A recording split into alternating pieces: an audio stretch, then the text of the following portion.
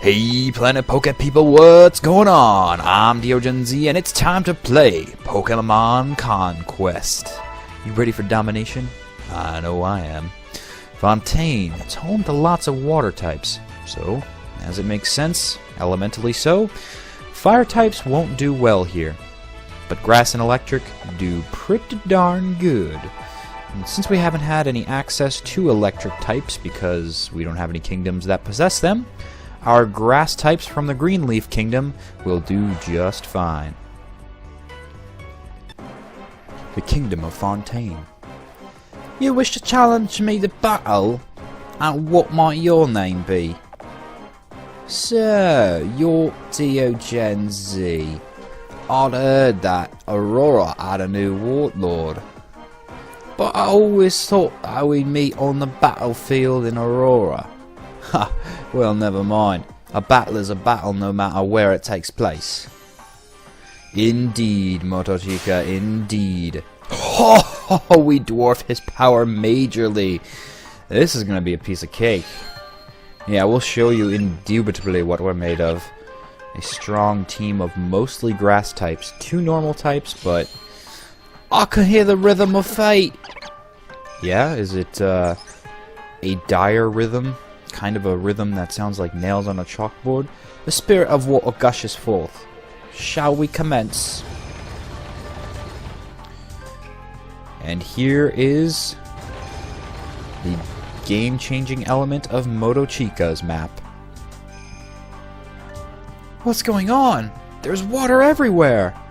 What's your plan, Diogen Z? Defeat is only a matter of time unless you do something. Yep, he's trying to stall us. So, we'll show him his silly stall tactics will not work. We have 2 Seawaddles to press the button. Okay, he's got Eagle Eye. That increases his accuracy, not his move spaces, but that's just fine. Whoa, okay. I just want to check if you could, in fact, fight the windmill. I don't know, maybe break it and stop the flow of all water altogether. Wouldn't that be a cool little secret if you could? Because you can destroy the trees, and although it doesn't really matter in this match because they're all off to the side, it does play a role in others. Can you feel it? There's something flowing down from the north. Something big. It's a wave. A crushing black wave. But it will not sweep me away. I will continue to fight, continue to cry out. Yeah, you'll be crying out alright, in agony once you're defeated. Look at this. Huh, your water traps, all dodged. Try attacking my Carnivine. Go ahead, I dare you.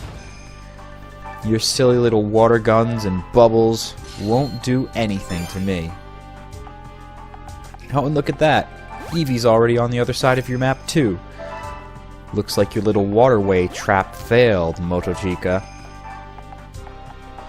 This is a really fun map. I enjoy this one too.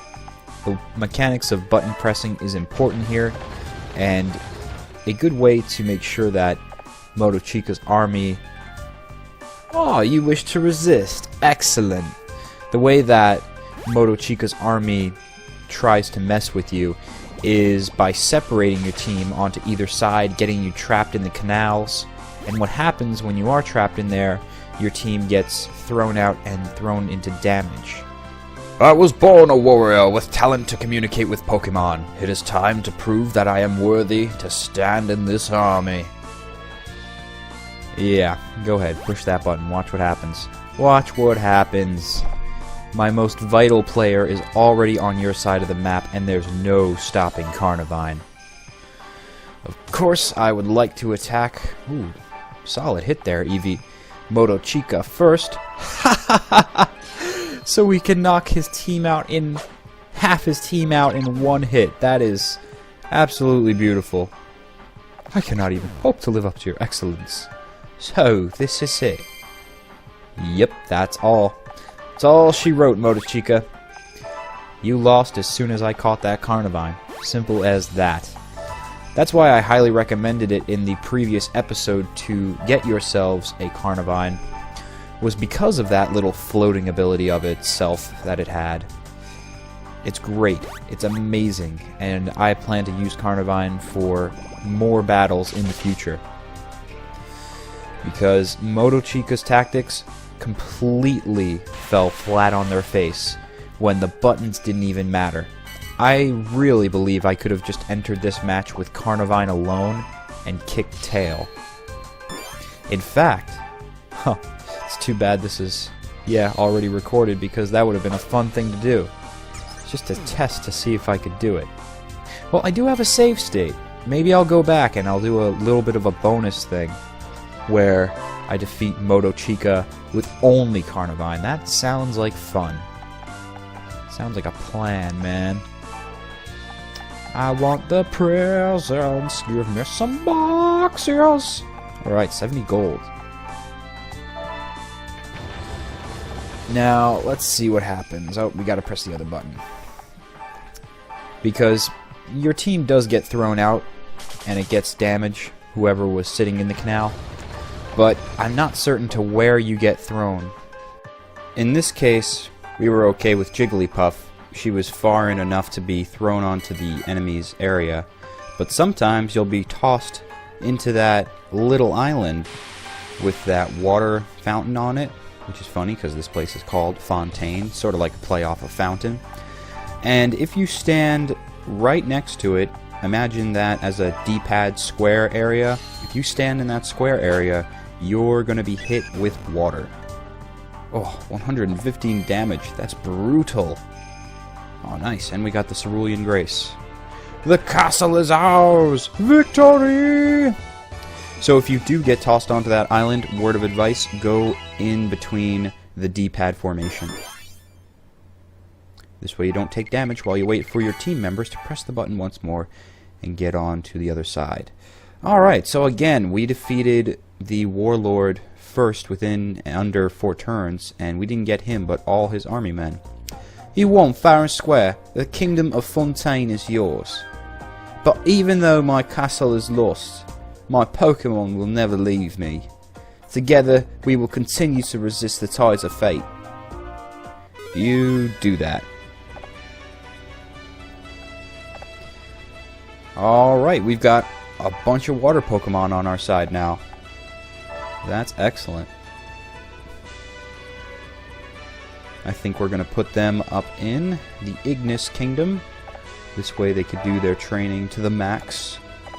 I like to always keep the warlords who are, or not warlords, but the warriors who are super effective in one area in that kingdom.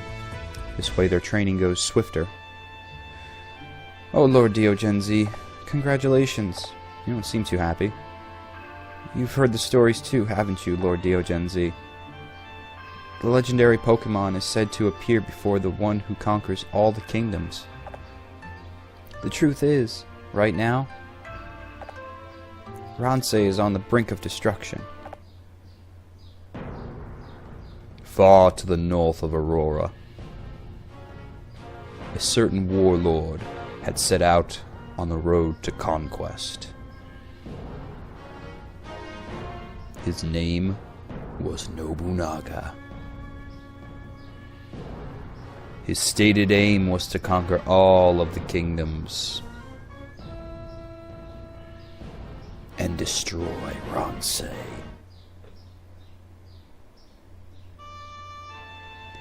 If Nobunaga is trying to destroy Ransei, he probably wants to use the power of the legendary Pokemon to do so. So I think we should find this legendary Pokemon before Nobunaga does. That way we can save Ransei. Luckily, Nobunaga's reach doesn't extend this far south yet. Pugilis, Violite, and Cresselia are the 3 kingdoms that are nearest to us.